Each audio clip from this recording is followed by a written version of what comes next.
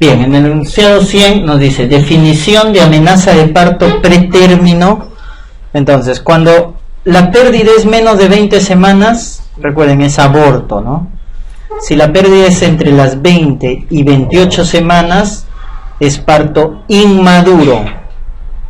Y cuando es entre las 28 y 37 semanas, ese es parto pretérmino, ¿ya? Eso es con respecto a la edad gestacional.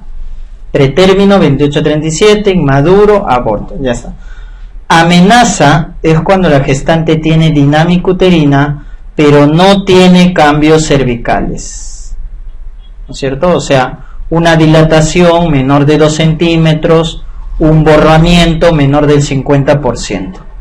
No hay cambios cervicales y tiene dinámica y es menos de 37 semanas, eso es amenaza de parto. No hay cambios cervicales.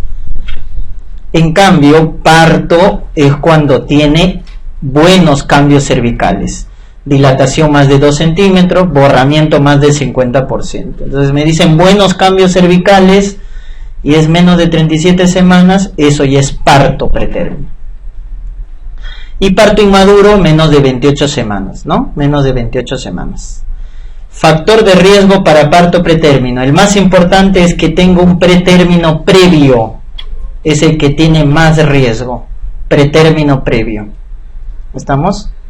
Y el factor asociado más importante son las infecciones. Son las infecciones, ¿no? Corioamnionitis y tubaginosis. Tanto para RPM por parto pretérmino, las infecciones están como factores asociados. ¿Cuál es el marcador ecográfico que predice parto pretérmino? Es el más sensible. Nuevamente, la ecografía gana. La longitud de cuello corto, ¿no? Un cuello cervical corto, que es corto, menos de 3 centímetros. Predice parto pretérmino. Cuello corto. Y el marcador bioquímico, este es específico, es la presencia de fibronectina, pero a partir de las 20 semanas, porque antes es normal que haya fibronectina. Pasada las 20 semanas, si la fibronectina es positiva, predice parto pretérmino. Entonces, esos son los dos marcadores: el ecográfico, cuello corto; el bioquímico, fibronectina. La conducta obstétrica va a depender de la edad gestacional, ¿no? Entonces, lo más importante que nos pueden preguntar es cuando el parto está entre 24 y 34 semanas. Cuando el parto pretérmino está en esas edades, le damos tocólisis más corticoides. Corticoide para madurar el pulmón. Entre las 24 y 34, tocólisis más corticoide. Pasada las 34 ya no tiene sentido porque el pulmón está maduro. Y si el pulmón está maduro, entonces la conducta acá es terminar la gestación, ¿no es cierto? O sea, dejar la evolución normal del parto. Entonces lo más importante es que cuando esté entre 24 y 34, tocólisis más corticoides. ¿Estamos? También podemos dar neuroprotección con sulfato de magnesio, neuroprotección, ¿ya? Con sulfato de magnesio, ¿ya? A las gestantes menores de 32 semanas, neuroprotección. ¿Cuál es la tocólisis más efectiva pasada las 32 semanas? Son los bloqueadores de canales de calcio. Nifedipino es el más efectivo para bloquear la contracción uterina. Y antes de las 32 semanas, los AINES, indometacina. No te olvides que los AINES no podemos dar pasadas las 32, porque cierran el conducto arterioso. Los AINES están contraindicados pasadas las 32 semanas, porque cierran el conducto arterioso. Entonces, más de 32, nifedipino. Menos de 32, indometacina. Y no se equivoquen con esto. Entonces, tocólisis con menos reacción adversa. O sea, la más efectiva es nifedipino. Y la que tiene menos reacción adversa es el atosiban, que es el antagonista de los receptores de oxitocina. Como es específico, es el que tiene menos reacciones adversas. Y ketocolítico aumenta el riesgo de edema pulmonar, por eso es alternativa. Los beta agonistas son los que aumentan el riesgo de edema pulmonar, por eso son alternativas, ¿no? Ritodrina, isoxsuprina son alternativas porque aumentan el riesgo de edema agudo de pulmón. ¿Qué corticoides se emplean para la maduración? Betametasona, dexametasona, ¿no es cierto? Beta y dexa. Beta 12 miligramos cada 24 horas y dexa 6 miligramos cada 12 horas. Y se da por 48, o sea, 2 días. Por lo tanto, betametasona empleamos 2 dosis y dexametasona 4 dosis. Ya está, ese es el plazo para madurar el pulmón, 48 horas. Beneficio del corticoide en el parto prematuro: previene la enfermedad de membrana hialina, previene la enterocolitis necrotizante, previene la enfermedad de membrana hialina, la enterocolitis necrotizante, previene la hemorragia intraventricular, o sea, previene las complicaciones del prematuro. La más importante, membrana hialina, pero también la enterocolitis necrotizante y la hemorragia intraventricular. El pronóstico de la mortalidad perinatal del parto pretérmino es más o menos del 30 al 50% la tasa de mortalidad. Y recuerden que esto se asocia al distrés respiratorio, que es la principal causa de muerte en el prematuro, ¿no? El distrés respiratorio. Definición de gestación prolongada: eso es más de 42 semanas. En vías de prolongación, más de 41 semanas. En vías de prolongación. Prolongado, más de 42 semanas. Factores de riesgo para gestante prolongada: nulípara. Nulípara. ¿Qué más? Que el feto tenga anencefalia o hipoplasia suprarrenal. Anencefalia, hipoplasia suprarrenal, nulípara son factores para riesgo de gestación prolongada. Pero la causa más frecuente, no se olviden, es error en el cálculo de la edad gestacional. La causa más frecuente de gestación prolongada es el error en el cálculo de la edad gestacional. Parámetros de Bishop: A, B, C, D, ¿no? A de altura de presentación, B de borramiento, C de consistencia, D de dilatación, ¿no es cierto? Entonces tenemos altura de presentación, borramiento, consistencia, dilatación, y la última que nos falta es posición del cuello. Ya está. Entonces esos son los 5 parámetros que evalúan Bishop para la maduración del cuello cervical, ¿no? Si es menos de 5, inmaduro; más de 5, maduro. Ya está.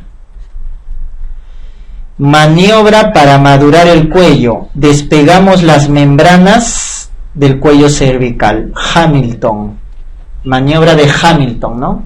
Para madurar el cuello. Y el fármaco para madurar el cuello: misoprostol, que es el análogo de prostaglandina E1. Análogo de prostaglandina E1. Maniobra para inducir contracciones: Ferguson. Aumenta la secreción de oxitocina. Hay un Ferguson a nivel cervical y hay un Ferguson a nivel de la mama, ¿no? O sea, estimulo el cuello o estimulo el pezón y aumenta la secreción de oxitocina. Entonces, no solo es el pezón, sino también a nivel del cuello cervical. Ese es Ferguson. Y el fármaco para inducir contracciones: oxitocina. Oxitocina. Ya está. Entonces, cuando quiero terminar la gestación, si el cuello está inmaduro, primero maduro el cuello. Hamilton, misoprostol. Luego recién la oxitocina. En cambio, si el cuello está maduro, de frente oxitocina. Esa es la diferencia, pues, ¿no? Si el cuello está inmaduro, primero lo maduro y luego oxitocina. En cambio, si ya está maduro, de frente oxitocina. ¿Cuál es la conducta obstétrica en gestación prolongada? No esperamos a las 42. Ni bien tenga 41 semanas, debemos ya, ¿no es cierto?, indicar terminar la gestación. Entonces, 41 semanas debemos tener una actitud activa en inducir el trabajo de parto para terminar la gestación a partir de las 41 semanas. Entonces, evalúo el Bishop y de acuerdo al Bishop maduro, induzco. ¿Cuándo indico cesárea en gestación prolongada? Cuando me digan oligohidramnios, macrosomía, meconio espeso o hipoxia, pues no, sufrimiento fetal agudo, son indicaciones de cesárea en gestación prolongada. O sea, cuando tiene sus complicaciones, ya indicamos cesárea. Oligohidramnios, macrosomía, meconio espeso, etc. ¿Cuál es el embarazo gemelar más frecuente? El bicigótico.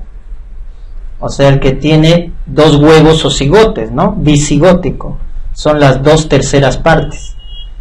Pero el que más se complica es el monocigótico. Monocigótico. El que deriva de un solo huevo o cigote. Este es 1/3. Es más raro, pero más se complica. ¿Cuáles son los factores de riesgo para embarazo doble? Multípara añosa. Multípara añosa. Herencia por el lado materno, ¿no? Herencia materna, raza afroamericana, tiene más riesgo de hacer embarazo doble. Y los productos de fertilización o los procedimientos, ¿no?, de la fertilización. ¿Cuál es la presentación más frecuente en embarazo doble? Los 2 cefálicos. Es la presentación más frecuente. Los 2 cefálicos. ¿Y cuándo hay riesgo de colisión? Justamente cuando uno es cefálico y el otro es podálico, o al revés, ¿no? Uno podálico y el otro cefálico. Entonces uno está arriba, el otro para abajo, ahí hay el riesgo de colisión. El monocigótico más frecuente, ya estamos hablando de los monocigóticos, el más frecuente, recuerden su clasificación, el más frecuente es el monobi, monocorial, biamniótico, que se produce cuando se divide entre ¿qué días? 4 y 7 días, el monobi. Y el que más se muere, el monocorial, monoamniótico. Ese es el que más se muere. Es cuando se divide entre las 8 y los 13 días, el mono. Y el de mejor pronóstico, el que más vive, el bicorial, biamniótico. Y es el que se divide en los primeros 3 días. Ya está. Entonces acuérdate eso, el más frecuente es el monobi, el que más se muere el mono, y el de mejor pronóstico es el bibi, que es de acuerdo al tiempo. Y cuando se divide pasados los 14 días, ¿cómo se llama? Siameses o fetos unidos. Siameses o fetos unidos. Ya está. Signo de lambda, ¿dónde lo vemos? El signo de lambda lo vemos en el bicigótico bicorial. Bicoriónico. En el bicoriónico, no es estos signos no evalúan la cigosidad, evalúan la corionicidad. Y el signo de la T invertida, el monocoriónico, entonces no te equivoques, ¿eh? Evalúan la corionicidad. ¿Quién tiene mejor pronóstico? Bicoriónico. ¿Quién es el que más se complica? El mono, ¿no? Porque cuando hay uno se pelean pues por el flujo, etcétera, ¿no? Por el flujo placentario. La complicación más frecuente, ya está, prematuridad. Pero ojo, hay preguntas que te dicen, ¿no? La más específica, la propia del embarazo general, la más específica, propia, descartando prematuridad, la más específica, propia del embarazo general es el síndrome de transfusión feto-fetal. ¿Ya? Esa es la más frecuente y específica, propia del embarazo. Porque prematuridad te puede dar cualquiera, ¿no? Preeclampsia, RPM te da prematuridad. Pero la complicación frecuente y propia del embarazo gemelar es la transfusión feto-fetal, que se debe a una anastomosis arteriovenosas profundas. Tipo de anastomosis en el embarazo doble que genera la transfusión feto-fetal son arteriovenosas profundas. Arteriovenosas profundas. Esa es la razón o la etiología del síndrome de transfusión feto-fetal. ¿Ya? Muy bien, por eso cuando encuentren dos claves, analicen bien la pregunta. ¿Ya? Ahí apliquen razonamiento verbal. Pero si encuentran una, ya no duden. ¿Para qué van a dudar? Marquen la que crean más conveniente. Pero si ya dudaste, vuelve al enunciado y hacemos un poco de ejercicio de razonamiento verbal, ¿no? Indicación de parto vaginal en el embarazo doble. ¿Cuándo indicamos parto vaginal? Cuando el primero es cefálico. Cuando el primero es cefálico. Ahora, ¿se necesita que los dos estén en cefálico? Sí, cuando es muy precoz, menos de 34 semanas. Pero pasadas las 34 semanas, solo el primero debe estar cefálico para parto vaginal. Solo el primero. Pero cuando es muy temprano, necesito que los dos estén en cefálico. ¿Y cuándo indicamos cesárea? Cesárea indicamos en el mono amniótico, el mono, pues. El mono, basta que te digan mono amniótico, cesárea. Esta es cesárea a las 34 semanas, no se espera término. El mono es cesárea a las 34 semanas. ¿A quién más es cesárea? A los siameses, a los fetos unidos. ¿Quién más es cesárea? Cuando el primero es no cefálico. Basta que el primero es no cefálico, cesárea, ¿no? Ya está. Esas son las indicaciones de cesárea en embarazo doble. ¿Estamos? Muy bien. Definición de RPM es cuando hay ruptura de membranas 1 hora antes del trabajo de parto. Entonces no hay trabajo de parto y se rompen las membranas. Eso es ruptura prematura de membranas. Lo más frecuente es que se rompa antes de término. Es lo más frecuente, ¿eh? Pero puede romperse a las 38 semanas y sigue siendo RPM. Entonces la definición de RPM no es con la edad gestacional, es con el trabajo de parto. 1 hora antes del trabajo de parto. Ese es el concepto importante. La etiología asociada, infección, ¿no? ¿Por qué? Porque la interleuquina 1, las prostaglandinas que son inducidas por las infecciones, van a romper las membranas ovulares. Entonces la que tiene más riesgo es corioamnionitis, infección del líquido amniótico, luego está ITU y luego vaginosis, igual que para parto pretérmino. Clínica de RPM, pérdida de líquido claro, olor a lejía de forma continua, ¿no? Por la parte interna de las piernas de la gestante. Muy bien, pérdida de líquido claro, olor a lejía de forma continua. Esa es sospecha clínica, pero tengo que confirmarlo.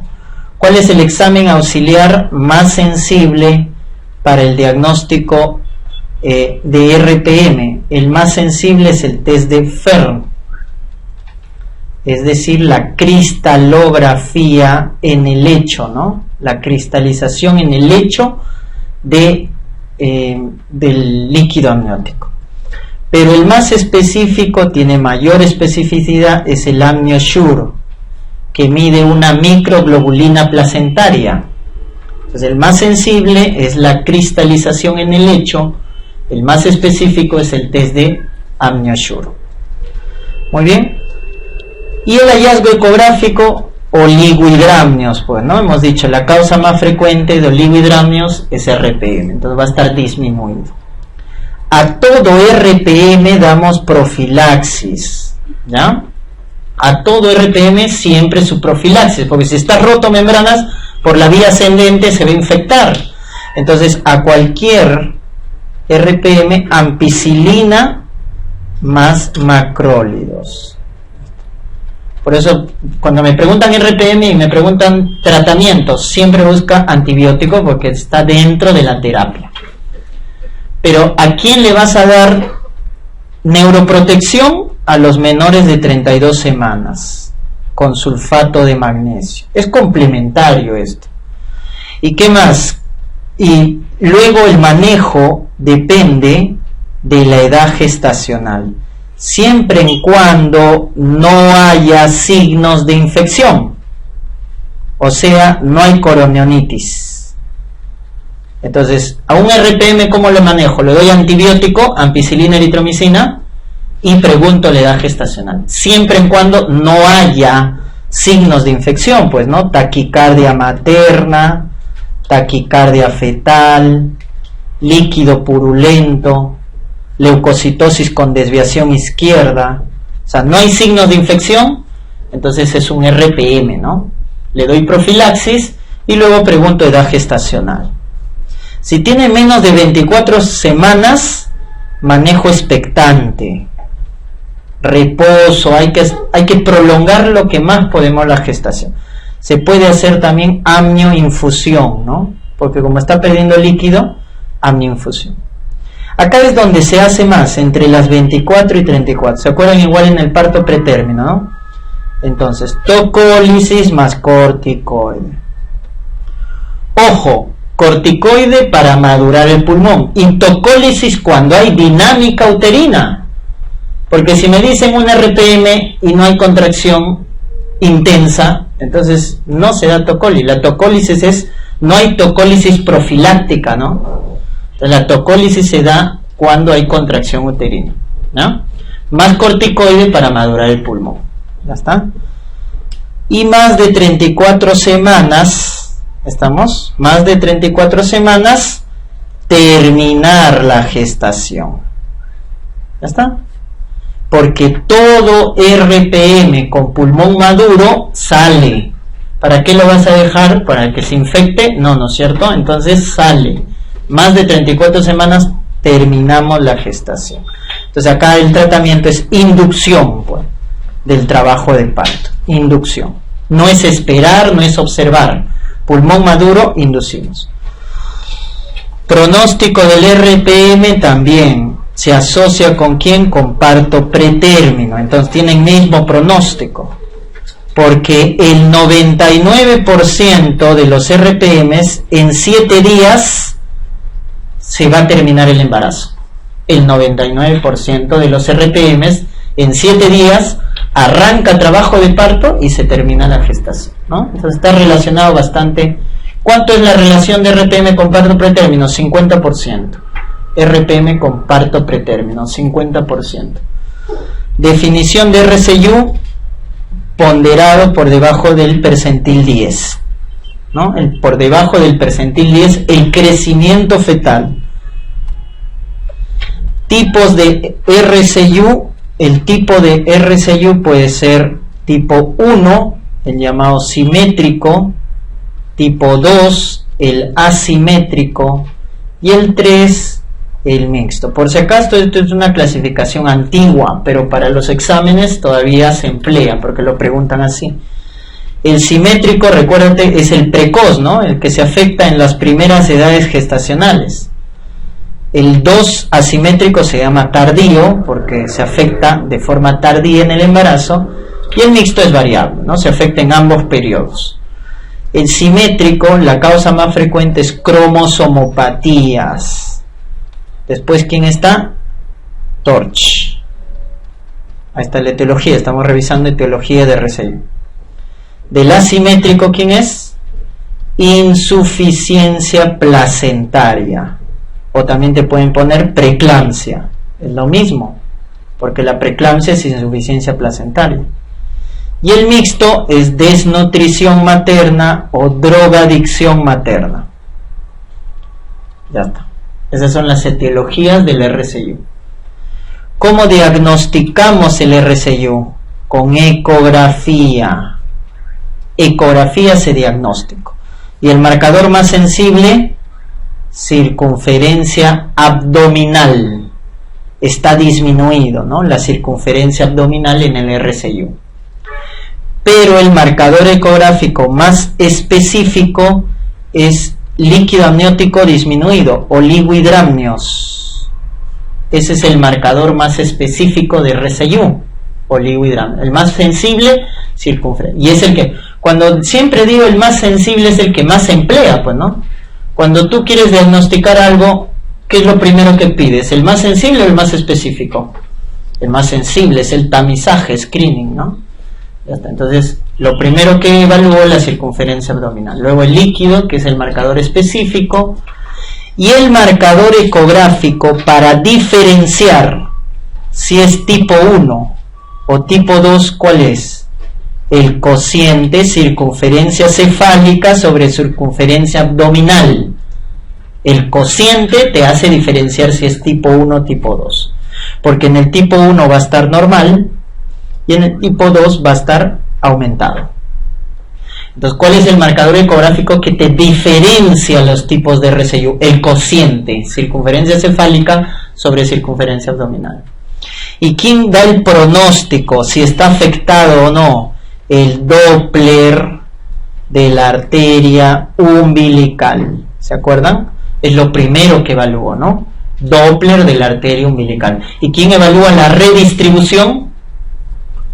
El Doppler de la arteria cerebral media. Ya está. ¿Cuándo está alterado el Doppler de la arteria umbilical? Cuando me dicen aumentado la resistencia. Eso está alterado. Entonces, como está alterado el feto, hay que terminar la gestación. Entonces, el RSIU es un bebito que no está creciendo bien adentro, y si ya se está produciendo hipoxia, hay que sacarlo, ¿no? A la vida postnatal. Conducta terapéutica justamente va a depender de las alteraciones en el Doppler. Entonces, si en el Doppler no tenemos alteración de hipoxia, la conducta es expectante. O sea, si está todavía, o sea, está creciendo poco, pero no hay hipoxia, hay que mantener el embarazo. Pero cuando te dan datos de hipoxia, aumento de resistencia en la arteria umbilical, redistribución, o lo peor que sería, ¿no?, el flujo retrógrado del ductus venoso. Entonces, cuando te dan alteraciones en el Doppler, te están diciendo que hay hipoxia, y ahí es terminar la gestación por la vía más rápida, y la vía más rápida es el cesáreo. Pero si está en expulsivo, porque ahí también siempre me preguntan, doctor, pero cesárea o vía vaginal. Cuando hay hipoxia o cuando hay preeclampsia, la guía menciona que es por la vía más rápida, y la vía más rápida es cesárea, pero no es indicación directa, ¿no?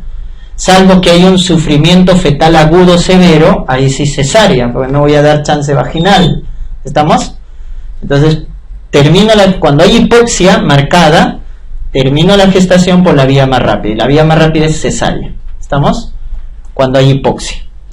Definición de hiperemesis gravídica es vómitos, pues no un vómito, pues no, vómitos intensos que produzcan deshidratación, pérdida de peso, ¿no es cierto?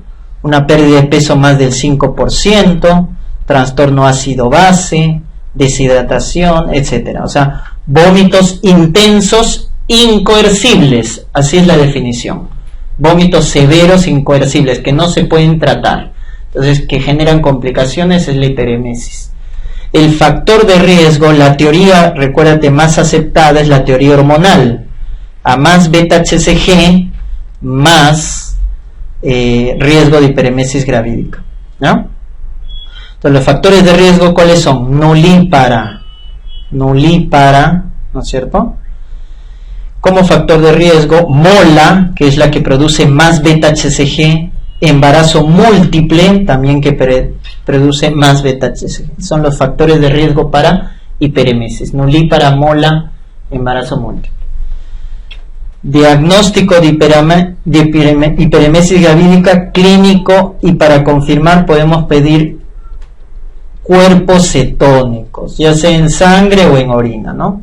Porque debido al ayuno prolongado, la mujer tiene cuerpo cetónico, porque va a ser un tipo de, al vomitar, lo que va a hacer es una alcalosis, no te olvides, metabólica, una alcalosis metabólica con sodio bajo, potasio bajo, cloro bajo, ¿no? Porque está vomitando todo, entonces, sodio, potasio, cloro, etcétera. Cuerpos cetónicos, entonces confirma la hiperemesis. Complicación más severa, el déficit de tiamina va a generar encefalopatía de Wernicke, ¿no? Cuya triada, no te olvides, es ataxia, oftalmoplejía, o sea, se paralizan los músculos oculares, va a tener diplopia y confusión.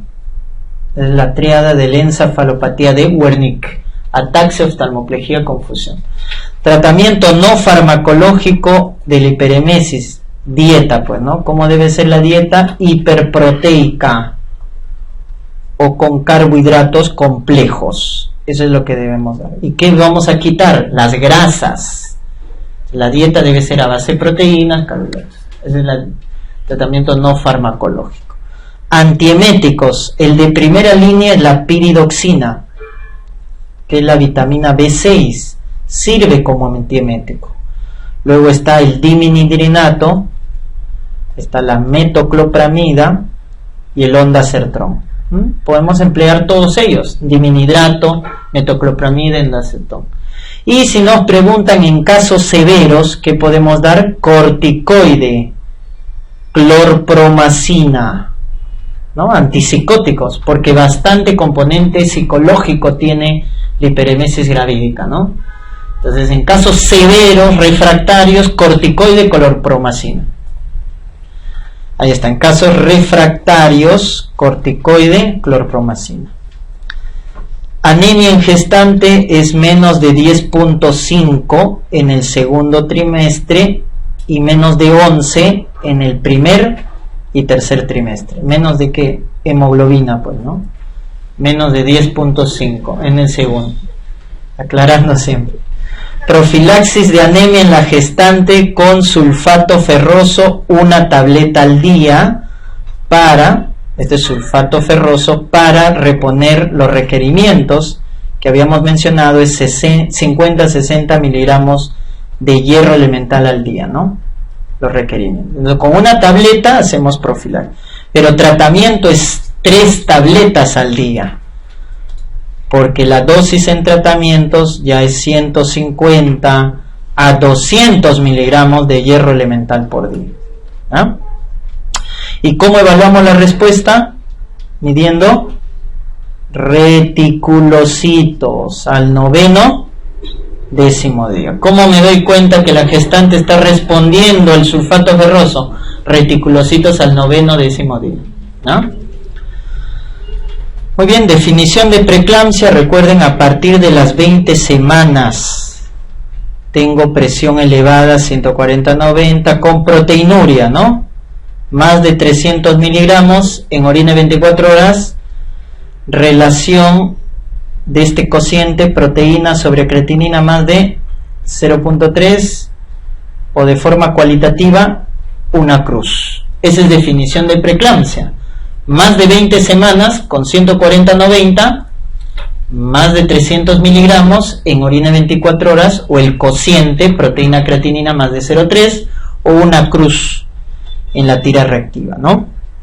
Factores de riesgo para preeclampsia: nulípara. Claro, nulípara porque como queda por primera vez embarazada, la placentación lo hace mal, pues lo hace inadecuado. Entonces, nulípara, edades extremas, adolescente o añosa, excesiva ganancia ponderal y todos los factores de riesgo cardiovascular que puedan haber: diabetes, hipertensión, nefropatía, síndrome antifosfolipídico, lupus, etcétera, ¿no? Todos los factores de riesgo cardiovascular predisponen a preeclampsia, obesidad, etcétera, ¿no? Pero los obstétricos, acuérdate, nulípara, edades extremas, excesiva ganancia ponderal y los factores de riesgo cardiovascular, ¿no? Muy bien. Y acá te pueden, una paradoja es un factor protector para preeclampsia. ¿Quién es? El tabaco, ¿no? El tabaco es un factor protector, por si acaso, pero el tabaco es riesgo para hemorragias de segunda mitad, ¿no? Como por ejemplo DTP, ¿Estamos? Entonces, por ahí que nos pueden poner, ¿no? ¿Quién no es factor de riesgo? Ya, tabaco, por si acaso, es factor protector. Estudio predictor de preeclampsia, el Doppler de la arteria uterina. Ojo, uterina, ¿no es cierto? Cuando vemos el notch protodiastólico. Ya está. Ese es predictor.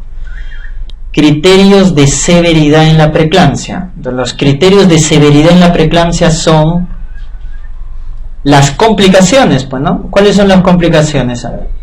HELP. ¿Qué más? Cuando convulsiona, eclampsia, ¿no es cierto? Cuando hace falla renal, oliguria. Cuando tiene presión muy elevada, 160, 110. Eso es severo. Cuando tiene los famosos síntomas premonitorios, cefalea, escotomas, dolor abdominal, eso es severo cuando tiene síntomas premonitorios. ¿Qué más? Cuando hace edema agudo de pulmón. Ya está. Entonces, las complicaciones como gel, eclampsia, falla renal, edema agudo, síntomas premonitorios y la presión muy elevada son los 6 criterios de severidad más importantes que tienes que acordarte. Muy bien. Eclampsia no es solo convulsión, la más frecuente es tónico-clónico generalizada, sino también trastorno de sensorio. Te pueden decir paciente en coma. Ya, pues, es eclampsia. Eclampsia es cualquier pérdida del sensorio o convulsión. Lo más frecuente, tónico-clónico generalizada. Criterios del HELP. Recuerden, estos son iniciales en inglés, ¿no? Hemólisis. Entonces te van a decir... ¿Qué pasó? Te van a mencionar esquistocitos positivo, porque es una hemólisis microangiopática. O te van a mencionar bilirrubina indirecta, más de 1.2, porque es hemólisis, bilirrubina indirecta, y LDH más de 600. Eso es hemólisis. Primer componente del HELP. Segundo componente, elevación de enzimas hepáticas, TGO más de 70. Y tercer componente, plaquetas, menos de 100.000. Basta con un criterio de los 3 para hacer diagnóstico de HELP. No se necesita todo, ¿no? Por eso hay un HELP parcial y un HELP total. HELP parcial, un solo criterio. Total, los 3. Entonces, no es necesario todos los componentes. Basta una alteración para hacer diagnóstico de HELP. ¿Cómo es la dieta en la preeclampsia? Normoproteica, ¿no? Igual el sodio, porque no está relacionado al volumen, recuerden. O sea, normoproteica, normosódica, y la prevención se hace con ácido acetil salicílico, 81 a 100 miligramos a partir de las 12 semanas de gestación. Prevención con aspirina. Si no encuentran aspirina en la clave, calcio. Por eso, calcio también previene, pero el más importante, aspirina. Fármacos para el control de presión en preeclampsia, tenemos el mejor, porque aumenta la perfusión placentaria, es el labetalol, para los casos severos, ¿no? Labetalol. Luego está también hidralazina, nifedipino, que es calcio antagonista, y el alfa-metildopa para los casos leves, ¿no? Alfa-metildopa, que es un alfa-2 agonista antagonista. Agonista alfa-2 metildopa, nifedipino calcio antagonista. Labetalol es un bloqueante mixto, alfa-beta, ¿no? Igual que el carvedilol, ¿no? Alfa y beta, hace bloqueo mixto de los receptores alfa y beta. ¿Y quién es el neuroprotector, el anticonvulsivante de elección en preeclampsia? Sulfato de magnesio, que viene en ampollas al 20%, ¿no? Muy bien, sulfato de magnesio al 20% es el anticonvulsivante de elección en preeclampsia. Lo damos cuando la paciente tiene preeclampsia severa para prevenir, o cuando está convulsionando, ¿no? Cuando tiene eclampsia. Muy bien. protocolo de Sibay nos dice 6 gramos en bolo y 2 gramos por hora endovenoso, ¿no? 6 gramos en bolo y 2 gramos por hora es la dosis de sulfato. Muy bien, ¿qué monitorizamos cuando damos sulfato? No te olvides los reflejos, porque si hay hiporreflexia, ¿qué hay que darle? Gluconato de calcio, que viene al 10%, gluconato de calcio cuando hay intoxicación, y el primer dato de intoxicación es la hiporreflexia. Cuando interrumpimos, ahí está la palabrita, de forma inmediata la gestación en la preeclampsia. Igual, cuando tenga estas complicaciones, miren, lo mismo, si tiene gel, si tiene eclampsia, si tiene falla renal, si tiene edema agudo de pulmón. Ahí están las 4 complicaciones, ¿verdad? Gel, eclampsia, falla renal, edema agudo de pulmón. Interrumpimos inmediatamente. Y acá le aumentamos otros, como DPP. Se hace DPP también. ¿Qué más? Cuando la hipertensión es refractaria, pregunta de examen. Si no controlo la presión, hay que terminar inmediatamente. Hipertensión refractaria, ¿no? ¿Qué más? RCU severo. ¿Cuándo se llama RCU severo? Cuando el percentil es menos de 2. RCU es percentil menos de 10. Severo menos de 2. Ahí hay que terminar. O cuando hay hipoxia, pues, ¿no?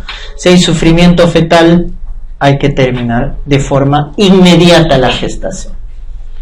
Muy bien. La incompatibilidad de sangre más frecuente es la ABO.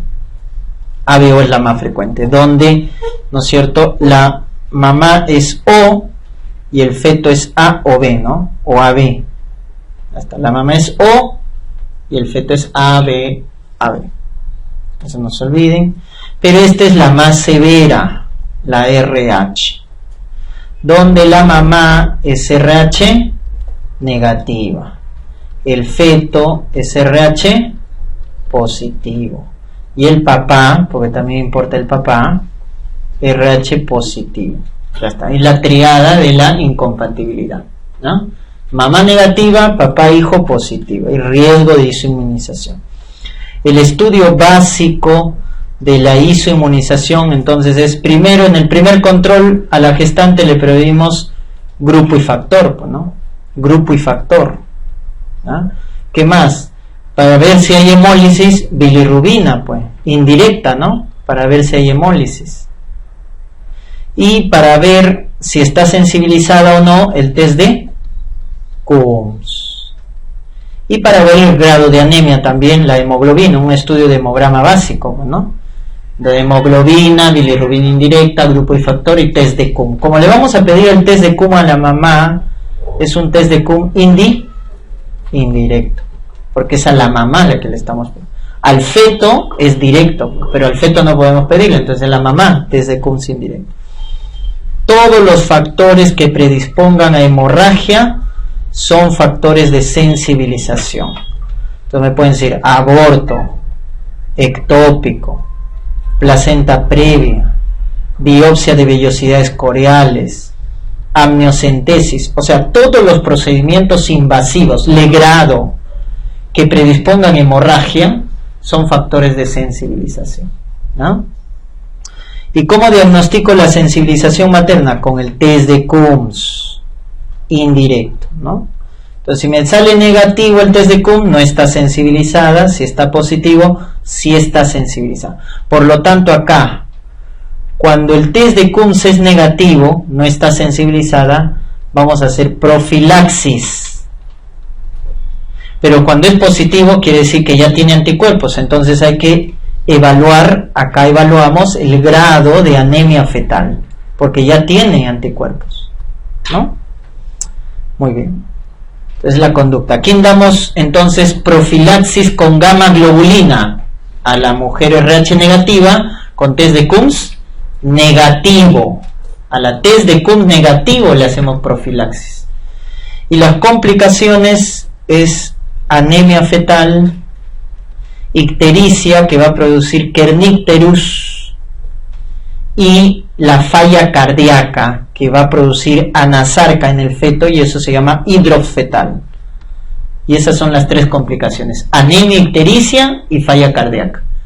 Anemia, kernicterus y Drops. ¿Cómo evaluamos el grado de afectación fetal? O sea, ¿cómo evaluamos el grado de anemia? Con el eco Doppler ¿de quién? De la cerebral media. Calculando ¿qué cosa? La velocidad, no el flujo, sino velocidad del flujo sanguíneo. Con eso evalúo el grado de anemia fetal, calculando la velocidad pico de la arteria cerebral media, ¿no?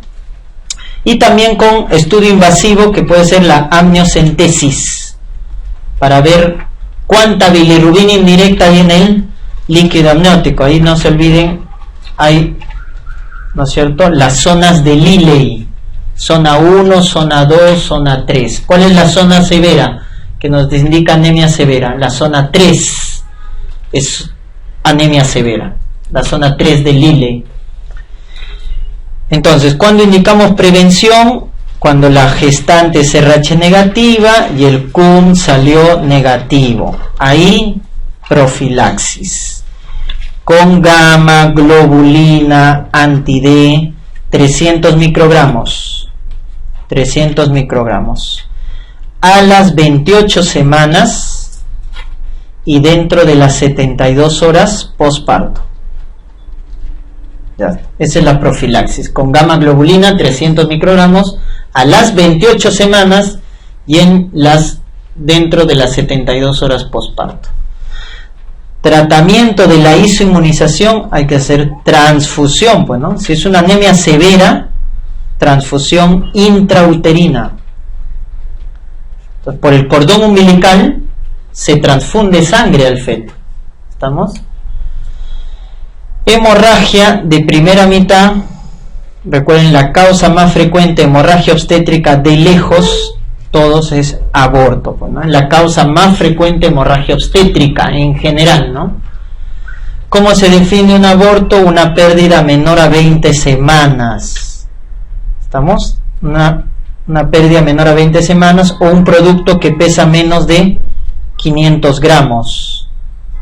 Eso es la definición de aborto. El tipo de aborto: precoz, menos de 12 semanas, tardío, más de 12 semanas.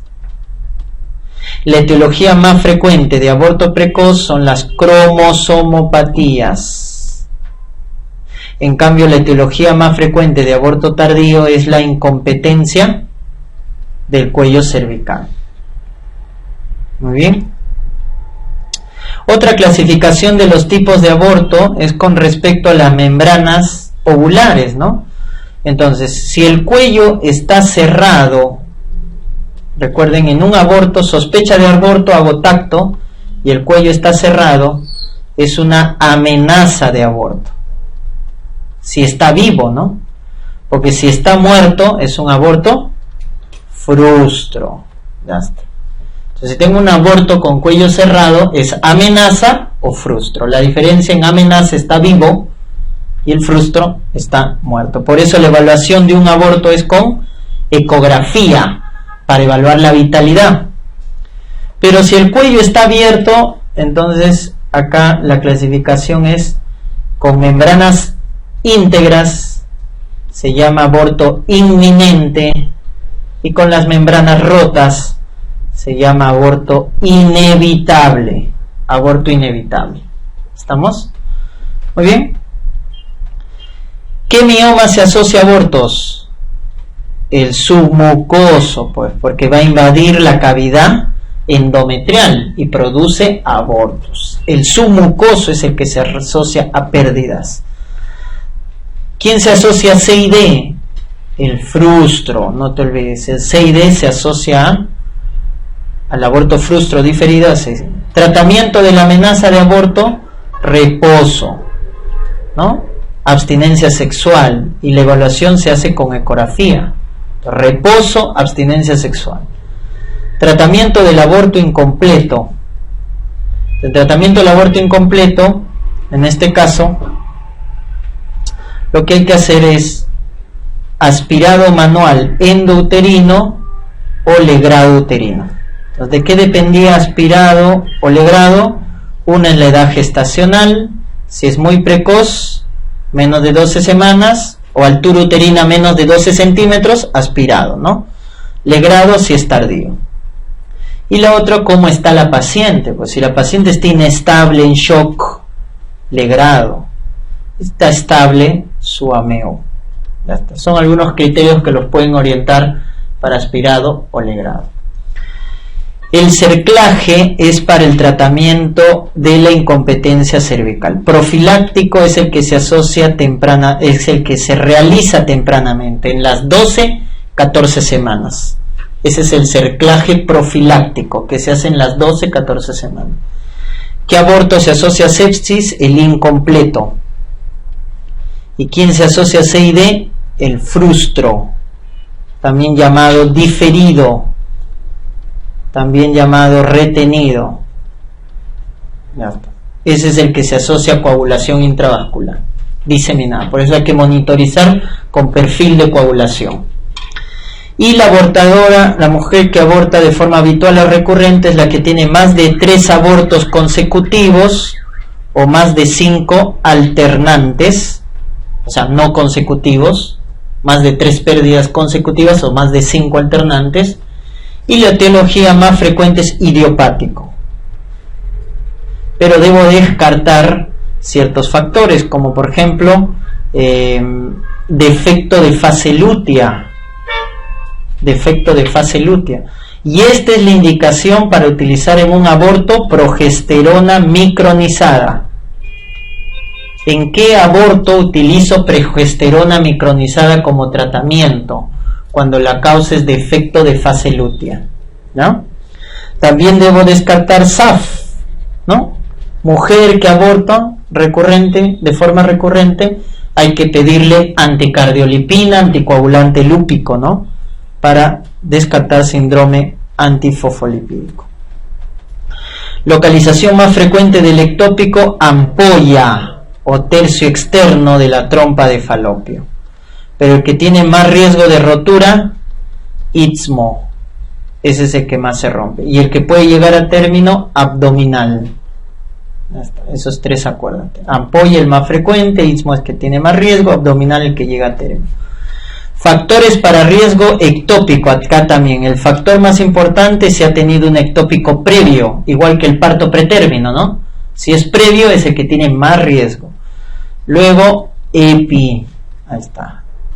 El castigo del EPI es el ectópico, pues, ¿no? Se va a localizar en la trompa, ¿no? Enfermedad pélvica inflamatoria, las cirugías de trompa también son factores de riesgo para ectópico, ¿no? Ya está. Muy bien. La triada clínica es, más que hemorragia, el ectópico duele. Entonces, cuando te digan una hemorragia primera mitad, pero donde te describan más dolor, eso es ectópico. El dolor es más intenso en el ectópico. Y es la clínica más frecuente, ¿eh? Clínica más frecuente del ectópico es dolor, más hemorragia y más amenorrea o retraso menstrual. Esa es la tríada clínica del ectópico. Dolor pélvico, dolor a la movilización cervical, más hemorragia, más amenorrea. Y la tríada ecográfica, ¿cuál es? Útero vacío, ¿no? El útero está vacío, solo hay endometrio secretor, más imagen paranexial, que es el saco gestacional que está en la trompa, imagen paranexial, y líquido libre en la cavidad peritoneal, que es sangre, ¿no? Recuerden que el ectópico cuando sangra va a producir hemoperitoneo. Por eso cuando te dan una gestante con dolor y la hemorragia es intensa pero hacia afuera, ese es un aborto incompleto. Pero cuando se dice que la gestante se choca, ¿no? Hace hipotensión, taquicardia, pero no hay mucho sangrado hacia afuera, es porque está sangrando hacia adentro. Es un hemoperitoneo, es la diferencia, ¿no? Útero vacío, imagen paranexial, líquido libre en cavidad. ¿Cuál es la correlación entre la ecografía y el beta-HCG? Entonces, cuando el beta-HCG es más de 1500 unidades, debo encontrar saco gestacional en el útero. Eso es la correlación. Entonces, ¿qué pasa cuando tú tienes una sospecha de ectópico? Entonces, mides el beta-HCG cuantitativo. Si el beta-HCG cuantitativo es más de 1500 con ecografía de útero vacío, estás confirmando el ectópico. Útero vacío con beta-HCG más de 1500, confirmas tu ectópico. Pero si el beta-HCG es menos de 1500, lo normal es que el útero esté vacío. Entonces, ¿cuál es la conducta cuando el beta-HCG es menos de 1500? Repetir el beta-HCG. Porque acá, ¿qué vamos a encontrar? ¿Qué alteración? Que no duplica el beta-HCG cada 48 horas. ¿Y eso cómo se llama? Meseta, ¿no? No duplica, meseta. Y eso confirma también. ¿Cuál es el gol estándar para ectópico? Laparoscopía. Laparoscopía. ¿Ya? ¿Y cómo se llama el endometrio anatomopatológicamente en el ectópico? Fenómeno de Arias Stella. ¿Ya? Fenómeno de Arias Stella. Indicación de laparotomía en ectópico, cuando la paciente está inestable hemodinámicamente, o sea, cuando te digan paciente en shock, hipotensión, taquicardia, ahí, cuando está inestable, abre laparotomía urgente, ¿no? Está inestable. En cambio, ¿a quién le vas a indicar laparoscopía? A la paciente estable. A la paciente estable. Entonces, si está estable y tiene su ectópico, laparoscopía. Si quieres conservar la trompa, no ha tenido hijos, la trompa todavía está permeable, entonces haces salpingostomía. Ahí conservas la trompa. Pero si ya no quiere tener hijos o ves que la trompa está muy deteriorada, sacas la trompa, salpingectomía. La conservadora es la salpingostomía. Donde sacas la trompa es salpingectomía. ¿Y cuando damos metotrexate en el ectópico? Entonces, obviamente, ¿cuándo le damos fármaco? Si está estable, si el saco gestacional es pequeño, menos de 4 centímetros, si el saco no tiene latidos, acárdico, y no hay líquido libre en cavidad peritoneal. Ahí damos metotrexate. Estable, saco pequeño, acárdico, no líquido libre. Muy bien, mola. ¿Quién es la más frecuente? La mola completa o total, que es, ¿no es cierto? La mola completa o total, que es diploide. Y la otra es la mola parcial, que es triploide. ¿No? Mola total, diploide, mola parcial, triploide. Y cuando la mola se vuelve maligna, porque mola es benigno, es el tumor benigno de la placenta, pero cuando ya se vuelve maligno se llama enfermedad trofoblástica persistente. ¿Por qué? Porque acá tenemos la mola invasora, que es un grado intermedio, y cuando ya es anaplásico se llama coriocarcinoma. Ese sí ya es el cáncer, ¿no? El coriocarcinoma. Esas son las formas de enfermedad trofoblástica persistente. ¿Ya? Muy bien, entonces acá lo que hay que descartar, ¿qué debemos descartar acá? Metástasis de la mola. ¿Cuál es la metástasis más frecuente? Pulmonar. La pulmonar es la más frecuente. Y la de peor pronóstico es la cerebral y la hepática. La metástasis más frecuente es pulmonar y la de peor pronóstico cerebral y hepática. Factor de riesgo de enfermedad trofoblástica, acá es también multípara añosa, factor de riesgo para enfermedad trofoblástica, importante para la formación de mola. Sospecha diagnóstica. ¿Cuándo sospechamos mola? Cuando me digan un beta-HCG más de 50.000. Cuando me dicen que hay clínica de hipertiroidismo, cuando me digan que hay quistes tecaluteínicos, cuando la gestante tiene menos de 20 semanas y hace preeclampsia, o cuando hace hiperemesis gravídica. Miren, ahí están las complicaciones, las 4 complicaciones de mola, ¿no? hipertiroidismo, preeclampsia, hiperemesis gravídica o la presencia de quiste tecaluteínico. ¿Con qué confirmo mola? Con ecografía. No se olviden la imagen en panal de abejas, porque son quísticos, pues, ¿no? Panal de abejas.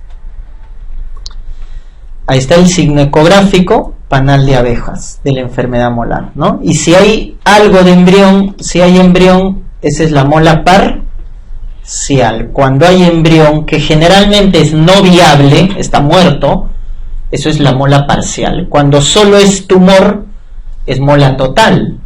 Cuando hay algo de embrión, es mola parcial. Tratamiento de elección es legrado aspirativo. O sea, se utiliza una cureta aspirante, legrado aspirativo. ¿Qué cureta en el legrado tiene más riesgo de perforación? El aspirativo, que la cureta cortante, ¿no? Indicación de histerectomía en mola. ¿Cuándo voy a sacar el útero en mola? Entonces, cuando la gestante tenga más de 45 años, no tiene ya deseos genésicos, o sea, no desea tener más hijos, ya ha cumplido su rol reproductor, tiene más de 45 años, no deseos genésicos, y cuando tiene enfermedad trofoblástica persistente, pues, ¿no? ¿Con o sin metástasis? Si hay metástasis, ¿le vamos a sacar el útero? No, pues, entonces, sin metástasis. En la queda descartado que no hay metástasis. Entonces, es una enfermedad trofoblástica persistente, que no hay metástasis, más de 45 años, si no desea tener hijos, le sacamos el útero. Porque ¿a quién le vamos a indicar quimioterapia? A la enfermedad trofoblástica persistente, pero con metástasis. ¿Se dan cuenta? Con metástasis, quimio. Sin metástasis y ya tiene más de 45 años, ya ese es histerectomía. ¿Estamos? Factores de mal pronóstico o alto riesgo en enfermedad molar es cuando la beta-HCG está muy elevada, más de 100.000, mal pronóstico. Cuando he hecho metástasis, ¿cuáles son las metástasis de mal pronóstico? Cerebral y hepática. Cuando no responde a la quimioterapia. Cuando es mayor también, ¿no? Más de 35 años, gestante años, también mal pronóstico. Son factores de mal pronóstico. ¿Y con qué monitorizo y controlo la respuesta al tratamiento postlegrado en la mola? Con beta-HCG, seriado, ¿no? Primero semanal, luego mensual, trimestral, etcétera, ¿no? Beta-HCG seriado. Y hay que dar anticoncepción por 1 año, ¿no? Métodos anticonceptivos para que no vuelva a quedar embarazada. Metástasis más frecuente, pulmonar. Metástasis más frecuente, pulmonar. Muy bien, segunda mitad. La más frecuente es placenta previa. Esa es la más frecuente, de segunda mitad. Por eso está contraindicado, no te olvides, el tacto vaginal. En hemorragias de segunda mitad, no tacto vaginal. Clínica de placenta previa, solo sangra, ¿no? Hemorragia, donde no hay dolor, donde no hay sufrimiento fetal. Eso es placenta previa. Una hemorragia continua, te pueden describir rojo rutilante, que se autolimita, ¿no? Es la hemorragia entre comillas benigna, pues, ¿no? Rojo rutilante, que solita calma, no hay sufrimiento, no hay dolor, placenta previa. Y es la más frecuente. Su factor de riesgo más importante, antecedente de cirugía, cesárea. Es el factor de riesgo más importante, ¿no? La cesárea. Contraindicado en placenta previa, está contraindicado en placenta el tacto vaginal, ¿no? Tacto vaginal está contraindicado. Y el diagnóstico lo hacemos con ecografía transvaginal para localizar la placenta, la ecografía transvaginal. O sea, lo que está contraindicado es el tacto, pero con la ecografía diagnostico dónde está la placenta para determinar si es oclusiva o no oclusiva, ¿no? Oclusiva es la placenta parcial o total, porque está tapando, y la no oclusiva es la marginal y la de inserción baja. ¿A partir de qué semana diagnosticamos placenta previa? 30 semanas, no antes, porque antes de las 30 semanas hay migración placental. Pasadas las 30 semanas, el segmento uterino inferior ya está formado y no hay forma de que la placenta se mueva, ¿no? ¿Dónde está indicado la cesárea? En las oclusivas, pues, ¿no? Lógico. Oclusivo, indicación de cesárea. Para DPP, ¿cuál es el factor de riesgo más frecuente? Si te dicen el más frecuente, idiopático. Por eso esta es la hemorragia impredecible, ¿no? Una gestante normal puede ser DPP, es la impredecible. En cambio, si nos dicen el factor más asociado, preeclampsia, estados hipertensivos. Ese es el factor más asociado. También está trauma obstétrico. Una gestante con un trauma abdominal debe quedarse 24 horas de observación, porque el trauma está asociado a DPP. Muy bien, clínica de DPP, esta sí es la hemorragia con dolor y con sufrimiento fetal agudo. Esa es la triada del DPP. Hemorragia con dolor y sufrimiento fetal, o sea, casi se afecta. Ojo, sufrimiento fetal es lo que hemos visto, pues, ¿no? Alteraciones, desaceleración. Los movimientos fetales, hay una pregunta que dice movimiento fetal disminuido. ¿Eso es hipoxia? No, te tendría. ¿Cuál es el signo de alarma en gestantes? Pérdida de líquido, pérdida de sangre, ausencia de movimiento fetal. Ese es un distractor que ponen, ¿no? ¿Ya? Entonces, lean bien los enunciados para que detecten los venenos, ¿no? Los grados de DPP. Grado de DPP es primer grado cuando se desprende menos del 30%, segundo grado de 30 a 50% y tercer grado más del 50% de desprendimiento. Esto se correlaciona con la clínica. Por ejemplo, en el grado 1, que se desprende menos del 30%, el bebito está bien. En el grado 2 ya hay sufrimiento fetal. Y en el grado 3 se murió, óbito fetal, ¿no? Entonces se correlaciona con la clínica, ¿no? Óbito, grado 3. Sufrimiento fetal, 2. 1, no. Y también con la mamá, ¿no? O sea, el grado 3, que es el grado severo, más de 50, se correlaciona con óbito y en la mamá con CID. Complicación más severa del feto, óbito, bueno, y de la madre, coagulación intravascular diseminada. Conducta terapéutica del DPP, cesárea, rápidamente. Diagnóstico clínico y cesárea, rápidamente. Complicaciones, ya lo hemos dicho, ¿no? Para el feto, óbito, para la madre, CID. Mortalidad fetal en DPP llega hasta un 50%, dependiendo del grado, ¿no? Pero llega un 50% la mortalidad del DPP. Factores de riesgo en rotura uterina, cirugía, pues, ¿no? Cesárea, porque se va de dehiscencia de la cicatriz uterina, dehiscencia. Cuando el útero se rompe, eso se llama consumada, ya se rompió. Acá, ¿cómo va a estar el tono uterino? Disminuido. Ya no hay contracciones. Cesan las contracciones. Entonces, tono bajo, dinámica, cesan las contracciones, intenso dolor y sufrimiento fetal. O sea, se parece al DPP. ¿Cuál es la diferencia con el DPP? El tono. En el DPP, este dolor que hemos mencionado es por hipertonía uterina. Eso se llama el útero de Kurr-Bollier. Esa es la diferencia. Cuando el útero ya se rompió, hay hipotonía. En el DPP hay hipertonía. Esa es la diferencia. Pero ojo, cuando hay previo a que el útero se rompa, se llama inminente, rotura uterina inminente. Acá sí, antes de romperse, hay tono aumentado. Te van a decir anillo de contracción cervical, el anillo de Van, anillo de contracción cervical. Y los parametrios van a estar tensos, signo de Frommel positivo. Ya está. Eso es signos de rotura inminente. Hipertonía, anillo de Van, signo de Frommel. Eso es antes de que se rompa.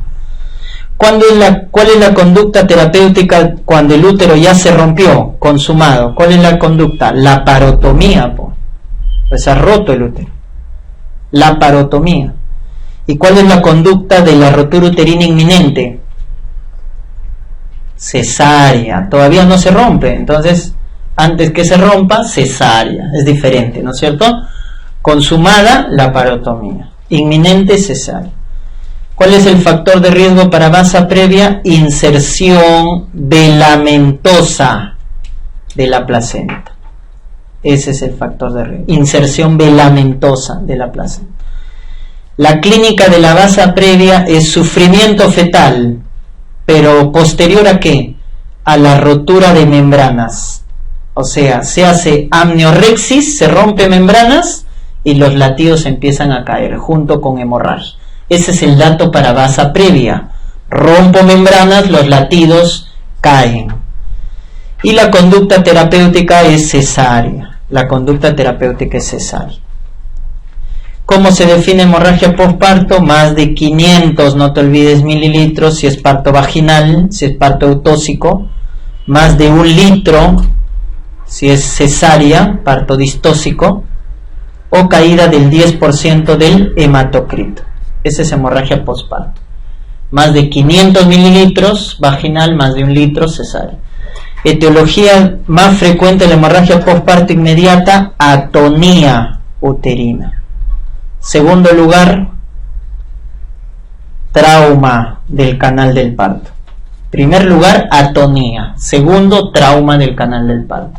Y si nos dicen postparto mediata, o sea, tardía, retención de restos placentarios. Retención de restos placentarios. Y hasta acá está, ¿no? Hemorragia postparto y con buena contracción, eso es trauma del canal. Desgarro, ¿cuál es el desgarro más frecuente? Cervical. El desgarro más frecuente es cervical, por eso no lo puedo ver, ¿no? ¿Qué voy a colocar? ¿Especuloscopía o valvas? He visto una pregunta, valvas, pues, ¿no? Porque ¿dónde es el desgarro? Adentro. Con el espéculo, ¿qué vas a ver si es puro hemorragia? Entonces coloco valvas. ¿Estamos? Para ver por qué el desgarro más frecuente es cervical. La causa no obstétrica de hemorragia postparto, la causa no obstétrica son los trastornos de hemostasia, ¿no? Trastornos de hemostasia. Desgarro del canal del parto más frecuente, ya les mencioné, desgarro cervical. Desgarro cervical. Diagnóstico cuando se observa el fondo uterino por el cervix. Estoy haciendo, ¿no es cierto?, el alumbramiento y veo el fondo uterino por el cuello cervical. ¿Cómo se llama eso? Inversión uterina. Entonces ahí palpo, no hay el fondo, ¿no?, del útero, pues está invirtiendo, se está saliendo. ¿Cuál es la maniobra? Acá está, maniobra manual en caso de inversión, es la maniobra de Johnson para la reposición manual en una inversión uterina. Muy bien, tratamiento de la atonía uterina, primero masaje bimanual, enérgico, masaje bimanual. Luego fármacos, fármaco de primera línea, oxitocina, 10 hasta 40 unidades nomás, de 10 a 40 unidades. Endovenoso o intramuscular también puedes emplear, ¿no? De 10 a 40. Luego tenemos misoprostol. ¿Por qué vía? Intrarrectal. Misoprostol intrarrectal de 800 a 1000 microgramos. De 800 a 1000 microgramos. Muy bien, entonces, y la ergotamina, pues, ¿no? Ergotamina, que está contraindicado, esto acuérdate, los derivados de la ergotamina están contraindicados cuando hay preeclampsia o fenómeno de Raynaud. Si hay preeclampsia o fenómeno de Raynaud, está contraindicado la ergotamina. ¿Ya está? ¿Cómo se llama la sutura del desgarro cervical? Traquelorrafia. Traquelorrafia, ¿no? Es la sutura del desgarro cervical. Causa más frecuente de hito en gestante, E. coli, siempre, bacilo gram negativo. Factor de riesgo para hito en gestante, lo que hemos dicho, pues, ¿no? Disminución del tono ureteral, aumento del reflujo vésico ureteral y que haya glucosa en la orina, glucosuria.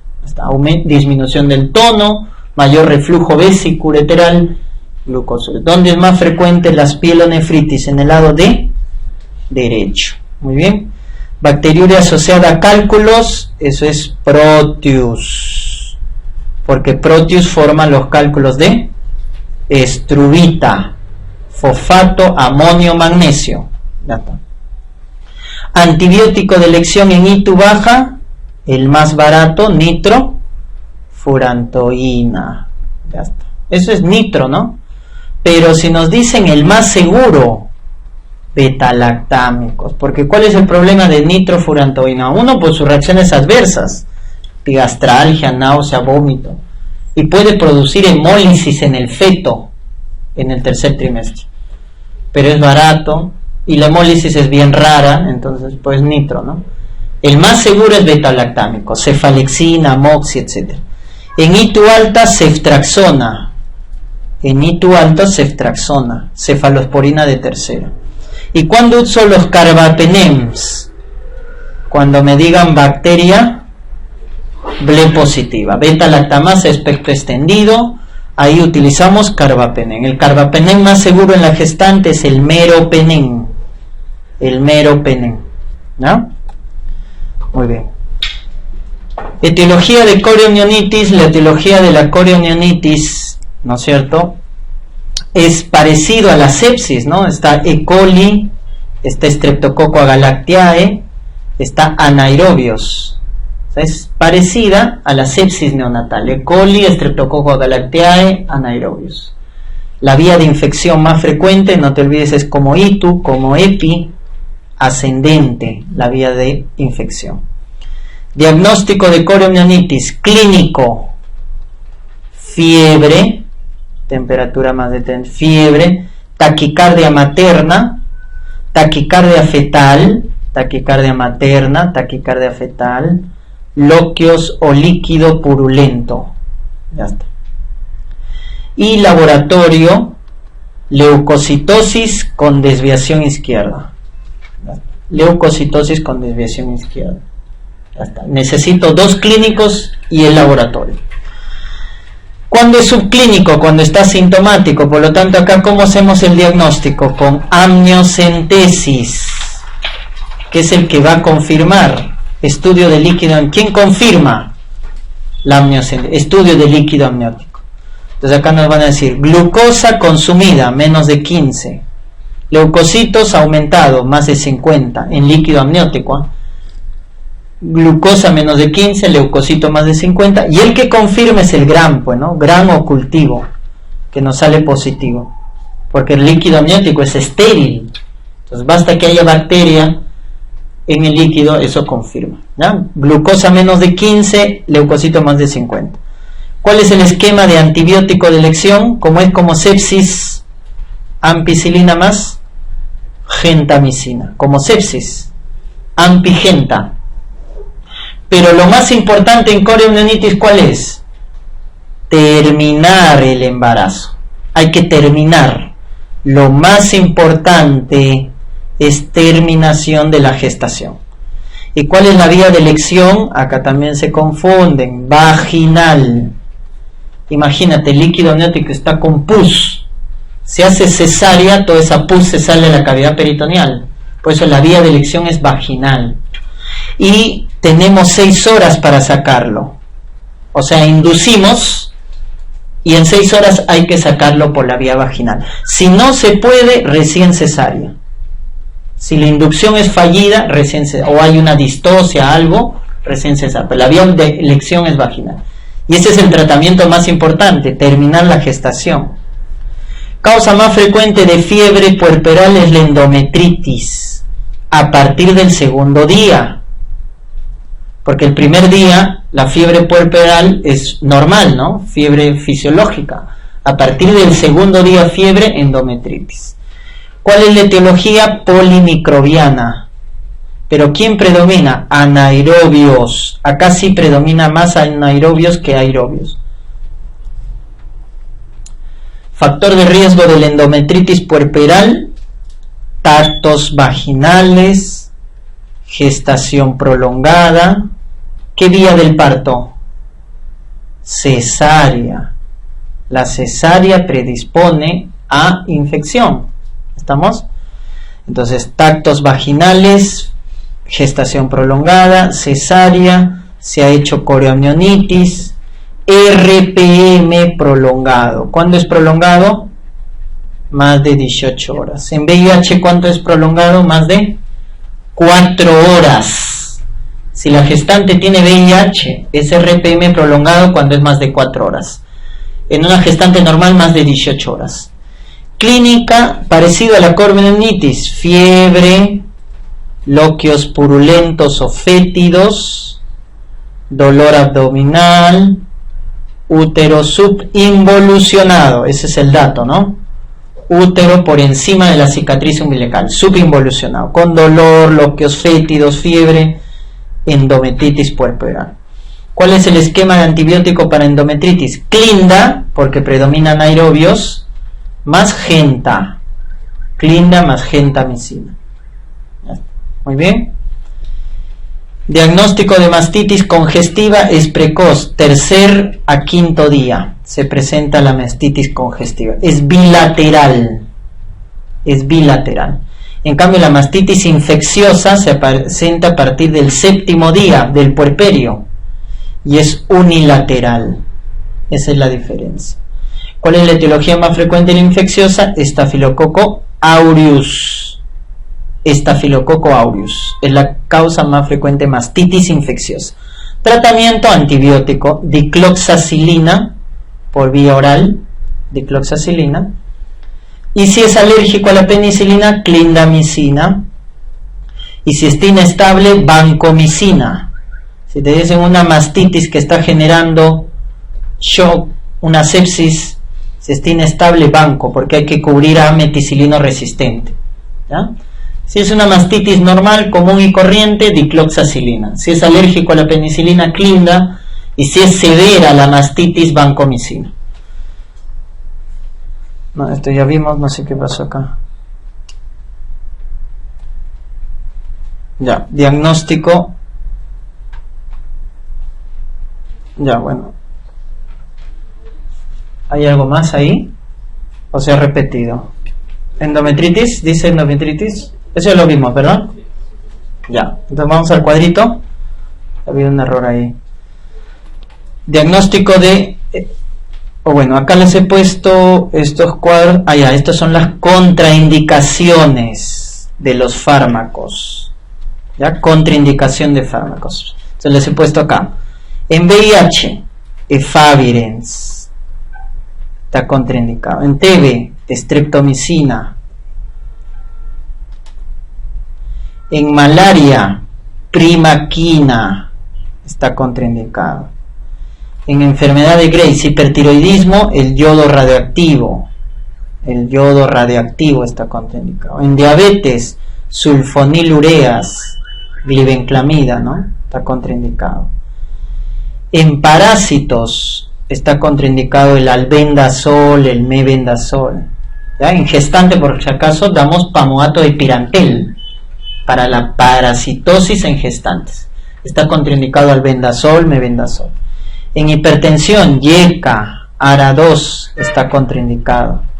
En epilepsia está contraindicado valproato, ¿no? Porque el más seguro en epilepsia es carbamazepina. El que está contraindicado es valproato, porque se asocia a defectos de tubo neural. En acné, recuerden el derivado de la vitamina A, la isotretinoína. En bipolar, el carbonato de litio, ¿no? Porque se asocia a la anomalía de Einstein. Implantación baja de la válvula tricúspide, ¿no? En artritis reumatoide, metotrexate, leflunomida está contraindicado. En antibióticos, ¿no? Infecciones, antibióticos, ¿quién está contraindicado? Las quinolonas, las tetraciclinas, aminoglicósidos. Quinolona, tetraciclina, aminoglicósidos. Del aminoglicósido es relativo. Quinolonas y tetraciclinas sí están contraindicados. Y por ahí que te pregunten, en el primer trimestre, ¿quién está contraindicado? Metronidazol. Y en el tercer trimestre, ¿quién está contraindicado? Sulfas. porque se asocian a ictericia neonatal. Primer trimestre metronidazol, tercer trimestre sulfas, y en toda la gestación quinolona y tetraciclina. En trombosis, warfarina, pues, ¿no? De elección es la enoxaparina en la gestante. En lupus también está contraindicado el uso de metotrexate, leflunomida, etcétera, ¿no? En arritmias está contraindicado el uso de amiodarona, ¿no? Amiodarona. Podemos dar digoxina, ¿no? Si hay una arritmia en una gestante. Ya, acá también fármacos que inhiben la lactancia. El fármaco que inhibe la lactancia son los agonistas de dopamina, pues, ¿no? Con ello voy a inhibir a la prolactina. Entonces, ¿quiénes son agonistas de dopamina? Bromocriptina y cabergolina, ¿no? Entonces, tienes una gestante con DPP y tiene óbito. Ya no sirve que dele lactar, pues, ¿no? De hecho, un óbito lo frenamos con bromocriptina o cabergolina.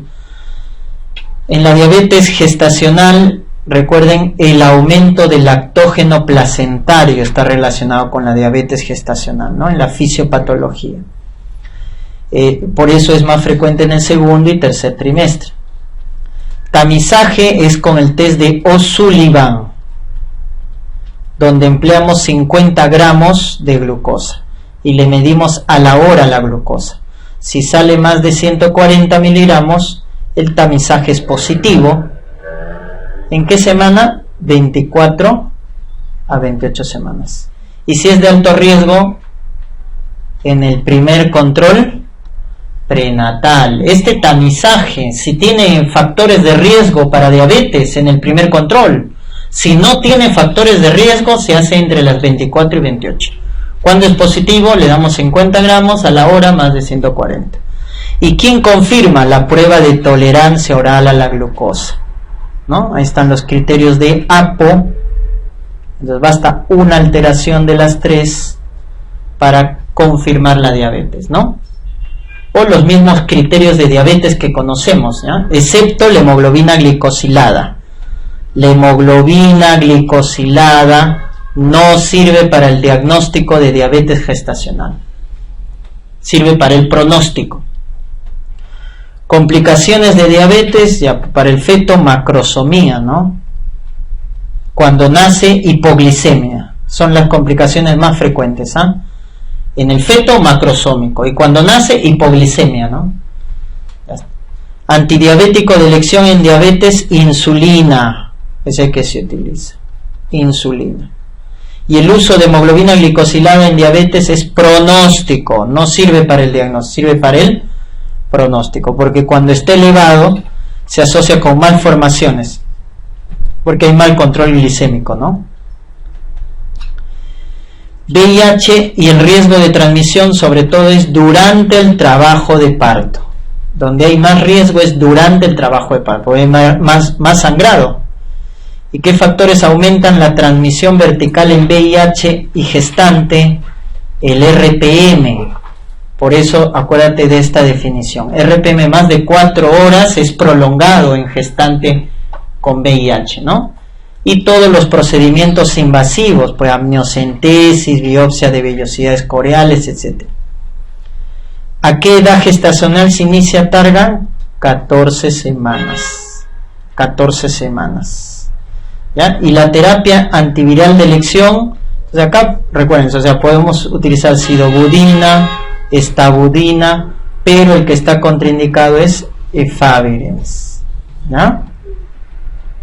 Y la conducta terapéutica en VIH y gestación es iniciamos Targa a las 14 semanas, programamos la cesárea, entonces Targa a las 14 semanas, cesárea programada, no lactancia materna, esta es contraindicación. Recuerden, VIH, HTLV1 contraindican la lactancia materna. Y luego también al recién nacido hay que darle sidobudina, ¿no? También. Son las 4 medidas. Targa a la gestante, al recién nacido, cesárea y no lactancia. ¿Cuándo podemos dar chance vaginal a la gestante con VIH? Cuando la carga viral es menos de 1000. Cuando la carga viral es menos de 1000 o indetectable, podemos dar chance vaginal. Fármacos contraindicados en la gestación, que ya lo vimos en el cuadrito. Vacunas contraindicadas son las que tienen virus vivo atenuado, ¿no? Ahí está SPR, sarampión, parotiritis, rubiola. Fiebre amarilla también tiene virus vivo atenuado.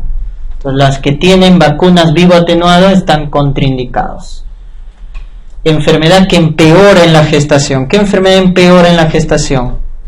Lupus, sobre todo las complicaciones renales y hematológicas. Renales y hematológicas. Y las que mejoran en la gestación, la artritis reumatoide. La artritis reumatoide mejora, y el lupus empeora. Muy bien, doctores, de acá les va a venir las preguntas de obstetricia, así que repasen, ¿no? Listo, nos vemos a las 3 de la tarde.